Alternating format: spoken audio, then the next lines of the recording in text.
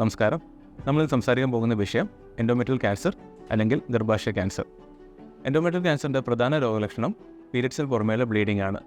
ബ്ലീഡിങ്ങിന് പുറമെ മറ്റ് സ്രവങ്ങൾ വരുന്നതും എൻഡോമെട്രിയൽ ക്യാൻസറിൻ്റെ രോഗലക്ഷണമാവാം. മേൽ പറഞ്ഞ രോഗലക്ഷണങ്ങൾ കാണുന്ന പക്ഷം നിങ്ങളൊരു ഗൈനക്കോളജിസ്റ്റിനെ സമീപിക്കേണ്ടതാണ്. പ്രാഥമിക പരിശോധനയ്ക്ക് ശേഷം ഡോക്ടർ നിങ്ങളോട് ഒരു അൾട്രാസൗണ്ട് സ്കാൻ ആവശ്യപ്പെടുന്നു.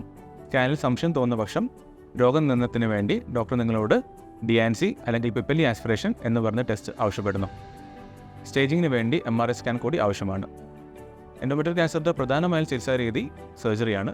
സർജറി ചെയ്യുന്ന പക്ഷം രോഗത്തിൻ്റെ കൃത്യമായ സ്റ്റേജ് നിങ്ങൾക്ക് പറഞ്ഞു തരാൻ സാധിക്കുന്നു. സ്റ്റേജും ഗ്രേഡും അനുസരിച്ചാണ് നിങ്ങൾക്ക് തുടർ ചികിത്സ വേണോ വേണ്ടയോ എന്ന് തീരുമാനിക്കുന്നത്.